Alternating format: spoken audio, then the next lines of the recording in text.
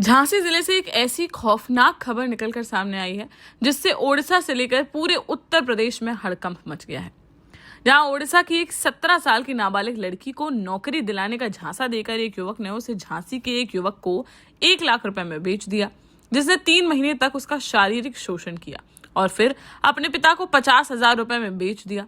पिता ने कुछ महीने दरिंदगी करने के बाद उसे एक गैंग को 50,000 रुपए में बेच दिया, जहां उसे बंधक बनाकर 2 सालों तक शारीरिक शोषण किया गया।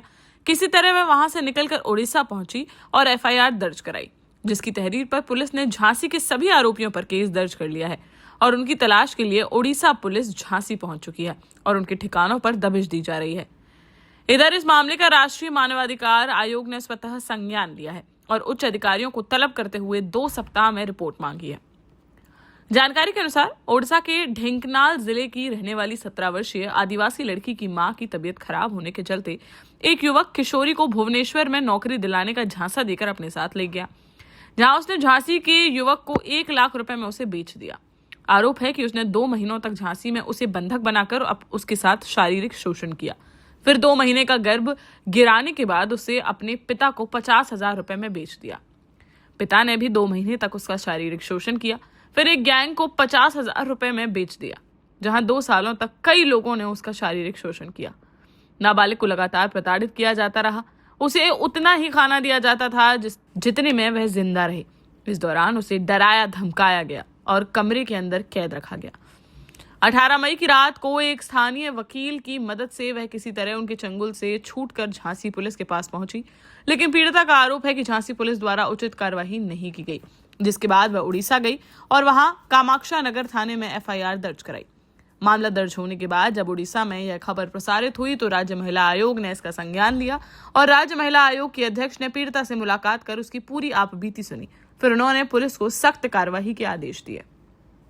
पीड़िता ने बताया कि उसके साथ 3 अन्य लड़कियों को भी इसी तरह नौकरी के बहाने झांसी ले जाया गया था, जिनके साथ भी शायद ऐसा ही हुआ होगा, जिस पर आयोग के अध्यक्ष ने झांसी में फंसी अन्य युवतियों को बचाने के लिए उच्च अधिकारियों से बात की।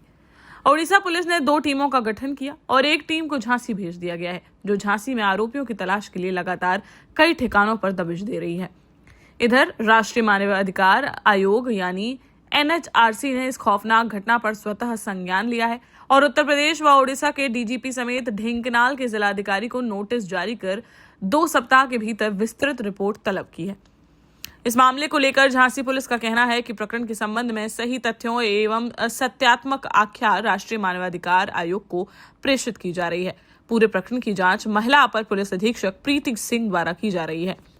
देश का जाना माना सैनफिन ग्रुप आपके लिए फिर लाया है झांसी में वास्तु के हिसाब से फ्लोर प्लान सहित एक शानदार टाउनशिप, जिसमें सुरक्षा की दृष्टि से सीसीटीवी, एक ही ग्रैंड गेट से एंट्री और एग्जिट, चौड़ी सड़कें, parking, car wash area, senior citizen and international fountain parks, swimming pool, gym, badminton, tennis आदि courts, school, hospital, shopping mart आदि कई सुविधाएं। इसीलिए तो हम झांसी में लोगों की पहली पसंद।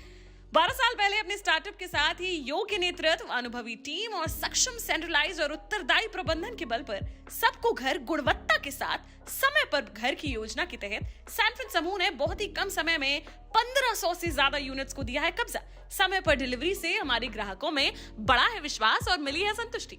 सैनफिन समूह ने बहुत कम समय में Sanfin Ashok city, green homes residency, green homes city, Sanfin Ashok valley, Delhi public school, Sanfin शाखा, केन सैनफिन अस्पताल सहित कई अन्य परियोजनाओं के साथ नई झांसी के निर्माण में स्थापित किया है एक बड़ा मुकाम। तो आप भी आज ही आइए अपने परिवार के साथ और कीजिए अपने सपने साकार।